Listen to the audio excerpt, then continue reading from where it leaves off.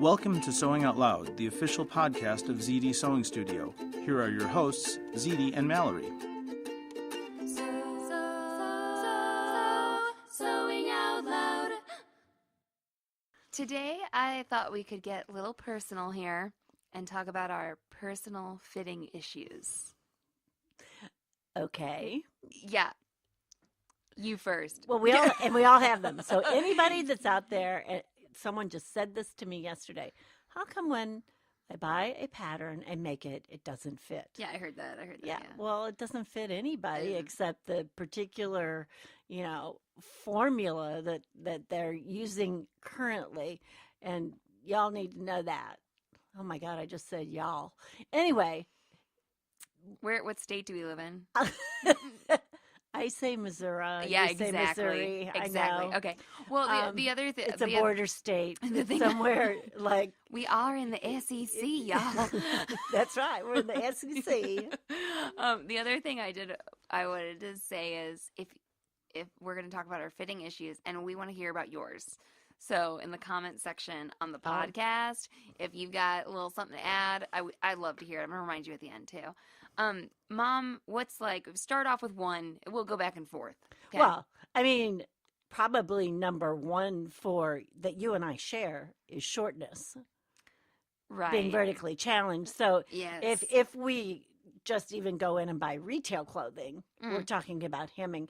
And I think there's a lot of people out there that have hemming issues. Always have to hem the pants. Or the people that don't get them long enough. I've worked with people that get upset when I'm cutting off 4 inches off of a pair of jeans, and they're like, can I have that for mine? Right. No, I will say, we're vertically challenged, but I will say that it's better to cut some off than to have to add. Because we always usually have too much length and instead of not enough. I think you and I share another issue is we have large shoulders. We are broad for the size we are. How tall are you? 5'2", 3". Okay, I would say you're 5'3" ish. 3, yeah. I'm not sure. sure. I guess you're right. And I'm 5 foot. Like nothing or a half. It depends on which doctor's office I'm in. I haven't shrunk yet. That I do know.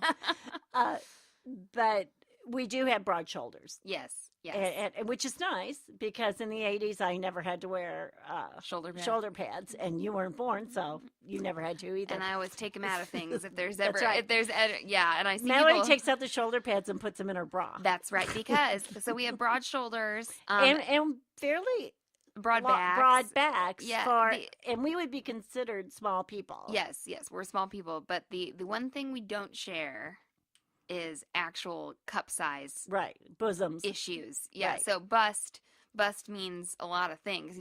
When your bust measurement, when you measure your bust, it's around your back, of course, but cup size wise, Mom has a much larger cup size to deal with than I do. Right. Are we going to share our cup size? Well, I could, but I have several cup sizes. And the one reason Mallory's cup size is she's the third of 3 daughters.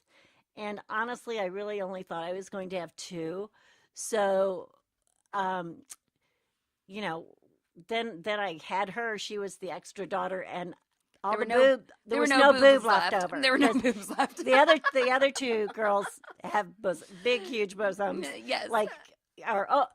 Not huge, but oversized, like mine. Right. And I mean, mine aren't freakishly large, I don't think. I guess so, which is good. But that's something you have to deal with. I think especially on a smaller, everything's smaller proportionate. Frame, right, everything is proportionate. And how the industry works, like you said, it's according to this very strict formula. And most commercial patterns that you see out there that you buy that are in an envelope are, well, I don't know anymore, but generally they are made to fit a B cup. Right. And actually, I was just reading a blog post by a lingerie blogger, the Lingerie Addict, and she posted something, and she talks a lot about bra fit and about companies that offer customization and things like that. And someone complained about a certain company, and someone else commented, hey, I went to the same design school as her. Right. And in that design school, we're taught to design for a B cup. Right. You know, and so those designers. It's considered the average cup. Yeah, those designers like start there. Right. And I can't speak for everybody, but a lot of that then it's just handed off to another company. Right. And they grade and the determine the pattern, size, right? Yeah, and they just go. And I don't think, I mean, a designer can't grade every single pattern size all the time. I know there are some who do. And when it comes to bust measurements, I mean, everyone knows this. Everybody can see it in the magazines. Most of the models don't have breast. Right. Because, you know, they're exceptionally thin. They're lingerie Right, models. unless they're from the V store. Right. Or whatever. Or, you know, it's a specific reason they're wanting to enhance that feature. Exactly. And so Mom's got a full bust issue. Oh, and Mom, I don't know if you know this because you're not on the interwebs as much as I am, but it has like an abbreviation now. It's called FBA. When you have to make an FBA, it's a full bust adjustment on a pattern. Oh, all right. Yeah, I didn't know that. FBA. Right. Okay. You've been FBA in all your I've been FBA in all my life. Right.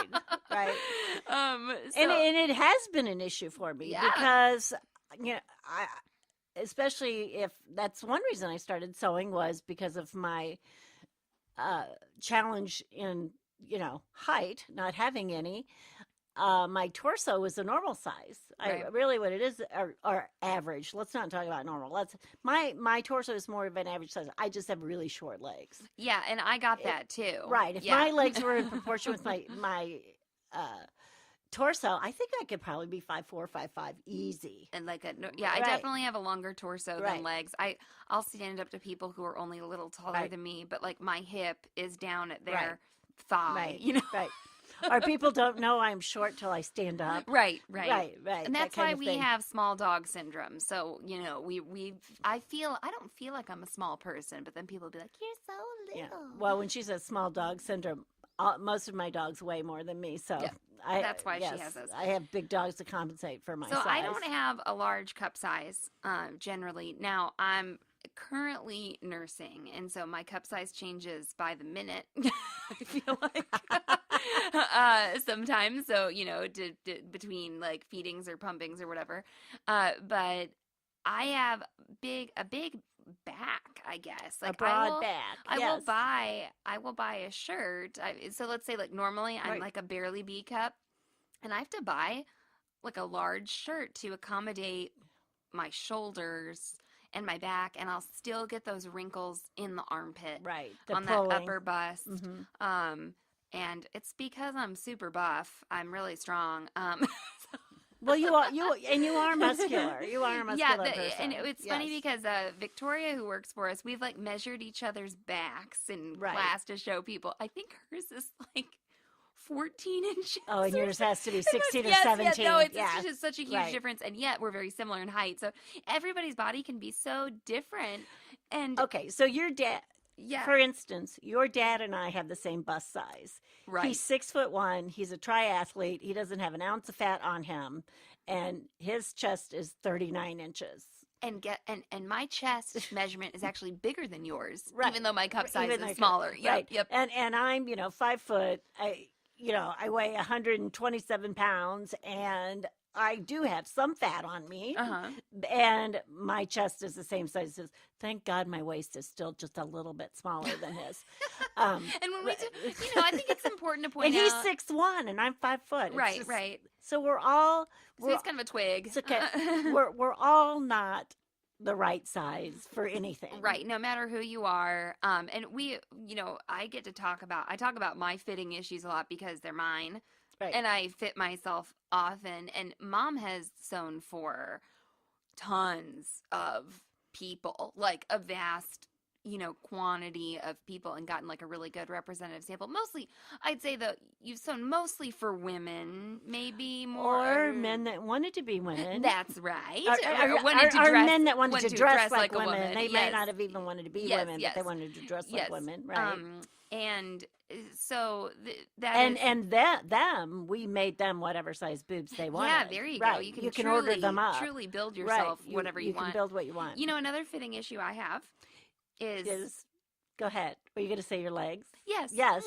No, but let me focus in my calves. Right. And I'm 5'3", 5'4". I just grew. And right now I weigh about 150. I'm, Post baby. I probably could lose about 15 pounds and be right where I was, before baby. Part of that's though my nursing, I would say. Anyway, but I am not what someone would, I think, call in the industry plus size. No, nor are you diminutive either. No, nor am I in the petite. I'm kind of this Right. I'm pretty average actually, and in terms of like people. Well, and again, you're a muscular person, right? But I've never ever been able to buy a pair of boots that went over my calves. Right. And I hear this from my friends who would be termed plus size. They're like, I need boots for, a bigger girl, da da da da da. And I'm like, yeah, like I can't get them to go over, even though I'm wearing kind of like, your average size shoe size and your average size, pant size and stuff. And actually I did recently, I think it's become a lot more popular to offer boots. Right, they're offering boots in a wider calf size and now. So I bought a pair, and they do fit. And actually, I think my calves are kind of small right now. Like because I haven't been working out a lot, And that is the reason.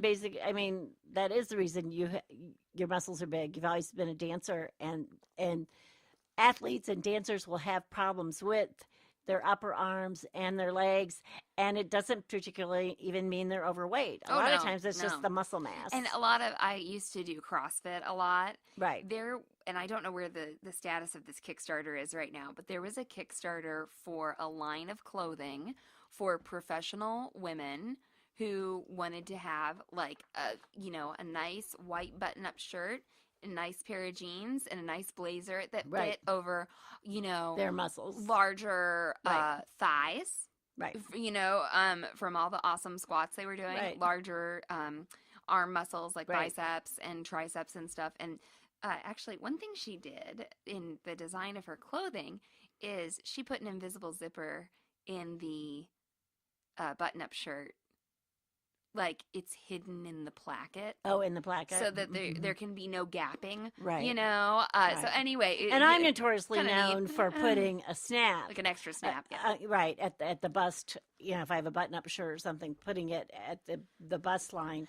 Or making sure if I made that shirt that the buttons are placed where I don't have that gaposis. Right. But oftentimes I will put a hidden snap between the buttons. The other thing I'll point out from being on the interwebs. So English people are so cool. If you're listening to our podcast and you're British, hello. And I wish I lived in... Cheerio. I wish that I lived in England because... Or at least England's got really great Instagram accounts.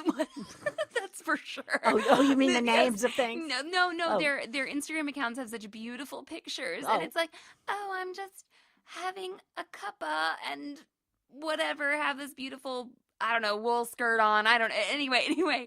But they don't call it gapping. They call it gaping. Yes. Okay, that works too. So they'll be like, this is an anti-gape adjustment. And I was like, we call it gapping. We call it gapping, gaping. Across the pond. But anyway, I follow the Village Haberdashery. So what that illustrates is these problems exist worldwide. Yes. So when you say, why doesn't it fit? There's not one person that's ever come to me that wanted to sew clothing or wanted me to sew clothing for them that has not said, nothing fits me right. And they'll look at me and they'll go, oh, everything fits you. Well, they don't know what I went through to make it fit me. I wasn't born with the body that, that they're making the patterns off of. No one was. Well, and if you do any research, if you're in my generation, if you do any research on how fashion has changed, it's pretty crazy. And then you have witnessed it firsthand. Well, and the shape of people. Right. Well, the shape of people and the shape of clothing and how clothing's manufactured. And they don't expect you to keep that clothing for longer than, one season, maybe. No. Well, 3 washings. Well, exactly. Fashion used to come out seasonally. And you would have, maybe fall and maybe spring fashion. And now the turnover is 30 to 90 days, depending on where it is. Apparently, a lot of Oh, some really? of it, like H&M and Zara, Right. 2 weeks. 2 weeks. So They it's have- not even 30 Yeah, days. Zara. I'm in the middle of reading the book Overdressed. Right.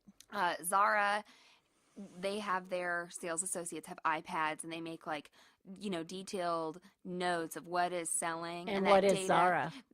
You need to tell people what Zara is. It's a retail. I'm sure. Right. Okay. It's a retailer, kind of like H&M. Right, Yeah, right. but I it just is wanted over to in Europe. I just wanted you to make I don't sure know everybody's if they have sort of. any stores Right. in America. I could be wrong. It's like if you were referring to Macy's or Yeah, Zara yeah. or whatever. What's a big another I would- Bloomingdale's, whatever. I'd say it's closer to like an H&M. Right, right. So that data though that they pick up on their Right. iPads goes straight to the factories. And in then China. they make it. Yeah, and Yeah. they're like, okay, well, we won't have this hat in the black and white stripe now. Everybody likes it, but we're going to make it in the blue. And what that does is it brings more customers into the store more often. Right. They see, oh, it's a new What's thing. new this week? Yeah, and then I just heard somebody say that about the store.